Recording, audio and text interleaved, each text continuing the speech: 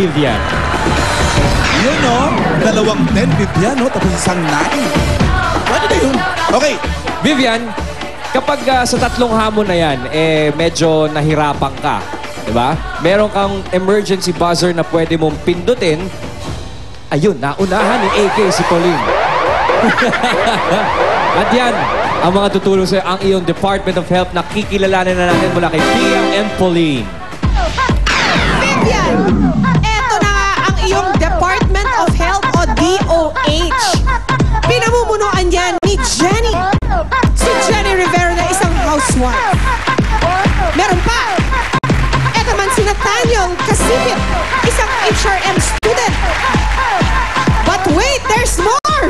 Si Catherine Rose Cruz, isa namang call center agent. Much more! Vivian, pagpindot mo ng buzzer, tapikin mo lang kung sino sa kanila ang gusto mong tumulong sa'yo. Insact na yan. Aha, naka-ready na sila dahil dito, nagtutulungan, Vivian, walang laglagan. At tandaan mo, isang beses mo lang pwedeng gamitin ang iyong DOH. So choose wisely at good luck sa'yo, Vivian, dahil ikaw na the best ka! Yun na nga, Vivian. Kung kailan lang talaga kailangan gamitin yung DOH, tsaka ka pumindot doon, ha? Pag feeling mo kayang-kaya mo naman, hayaan mo na muna. I-reserve mo na dun sa mahirap. Okay? Alright, Vivian, pagulungin na natin ang swerte mo. For 8,000 pesos, round 1, ito ang iyong tanong. Pakinig mabuti, Vivian. Handa ka na, Vivian? Anong uri ng inumin ang tinutukoy kapag ito ay espresso o cappuccino? Sikat sa Batangas ang ganito na barako. Vivian, ikaw na! Kape! Kape! Kape! Kape na ba yan, Ran? Kape! Dahil kape ang iyong sinagot, Vivian, ikaw na! Kape ka!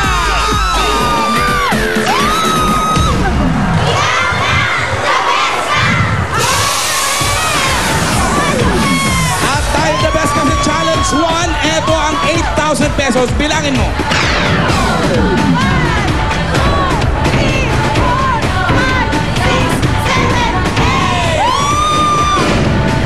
8,000 pesos, Vivian.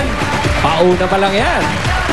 Ito ang nangyari, Vivian, ha? Para sa iyong better round. Kami ng the best na Dabar Cats natin dito sa studio na may timbang rin na 145 pounds. Match na match mo yan, Vivian. Yun, oh. Yun. Sino yan? Patikin na fast. Yan, siya. Siya ang makakalaban mo dito sa round na ito. At siya si Emily Tamayo, 37 years old, 145 pounds, isang housewife from Taguig. Ngayon, kung sino ang maunang makatapos sa challenge sa loob ng 60 seconds, sa kanya mapupunta ang 8,000. Ibig sabihin, i-challenge kanya. Vivian, kailangan galingan mo. Dito ka sa kabila, doon si Emily sa kabila. Okay, ito ang iyong hamon for the better round. Pasok tayo, girls. May makikita kayong mga kandado. In 60 seconds... Makikita rin nila, may susi sa bandang kaliwa. Nakikita Dito, mo. may mga susi wait lang, dyan, wait. ha? Pag sinabing go, tsaka kayo lumapit. Okay, ang inyong hamon in 60 seconds ay paunahan. Paunahan mabuksan lahat ng padlock na nakasabit. Ray, kailangan pagkabukas, ibaba ito at ilapag dito. Yep. Para makita talaga natin kung sino na unang nakatapos. In 60 seconds, kailangan yung mabuksan lahat yan. Sino mauna, yun ang panalo. Kapag naman sa pagkakataong hindi nyo natapos pareho ang hamon, paramihan tayo ng padlock na matatapos. Ngayon naman, pag sabay kunyari, dalawa lang, sino yung pinakaunang... pinakamabilis pa rin naglapag. nakatapos. Okay? Vivian, Emily, your timer starts now! Go na! Ako! Pag ako nalalakad sa bahay, ganyan-ganyan ako nagmamadali nagbubukas ng gate. Nakadalawa na kami dito, Alan.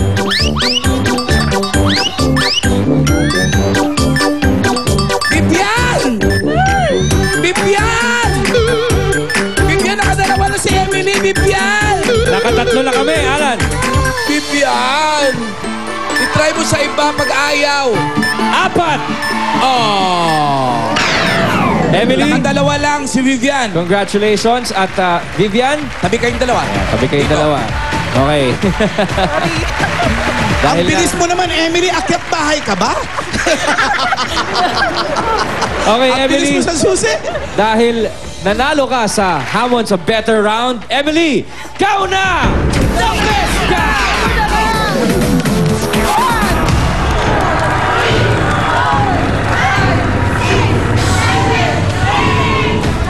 Thank you very much, Emily, and congratulations. Nasungkitan ka patuloy ni Emily. Okay, thank you, Emily. Mabait naman si Emily. Nag-sorry Oo. siya kay Vivian. Di bale, Vivian, may isa pa. Ito na ang best round. For another 8,000 pesos, Vivian. Ito ang iyong tanong. Papaalala ko lang na meron ka pang Department of Health na pwedeng gamitin. For the best round, ito ang iyong tanong, Vivian. Kung ang Mahaguyog Festival ay ginagawa sa Santo Tomas, Batangas, saan naman sa Pilipinas ginaganap ang Sinulog Festival? Vivian, Sinulog! ikaw na! Pit Senyor! Beat, senyor! Beat, senyor! Beat, senyor! I think sa Visayas yan eh. Saan? Cebu! I think, si Nathaniel Kasipit, I think, sa Visayas, Cebu. Ano sagot mo? Opo! Anong opo? Huwag mo kaming tawaging opo. Ang opo ay nasa inyo yan. Kasama sa inyong festival. Gulay yan. Ano Vivian. sagot mo? Oo! Ano nga oo? Sa Saan? Cebu! Sa Cebu. Cebu. Ibig sabihin, tinatanggap mo ang tulong ng iyong Department of Health, Vivian. Dahil dyan, Vivian, sagot mo ay Cebu. Vivian, ikaw na!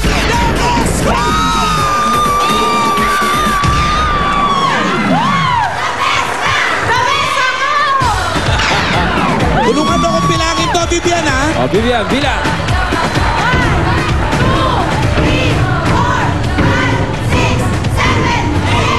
Congratulations, Vivian. For the best round, nakatanggap ka na another 8,000 pesos. Ibig sabihin yan, total lang may uuwi ay 16,000 pesos. Vivian, anong iyong masasabi?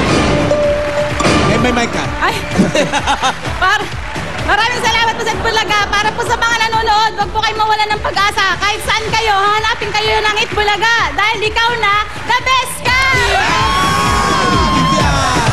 At pakatandaan, kahit sino, kahit saan, pwedeng abutin ng swerte dahil kung saan kayo nandoon, ay nandun din kami. Kahit nasa trabaho kayo sa eskwela, sidewalk man o pila, palengke, fiesta o toda, hahanapin ka ng swerte mo.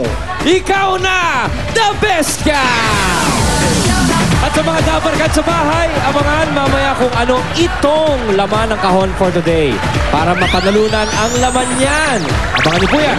Ang susunod na, mga foreign students at kanilang kaibigang Pinoy, gusto ko to. Ang magkakasubukan ng galing sa Pinoy Henyo!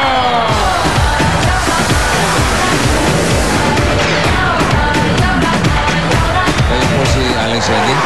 Opo. Ikaw at ang anak mo ay si Andrea. Andrea. Ito si Andrea May ay nag-aaral sa isang private school, di po ba? Tama po. Ng grade 5. Tapos ito naman si Senny, kaproblema yung kapatid, kailangan tulungan. Inilipat si Andrea sa public. Tama po yan. Ang problema, hindi sila nakabayad sa private. Di po ba? Medyo malaki ang halaga nung dapat bayaran para siya makagraduate yung lang school.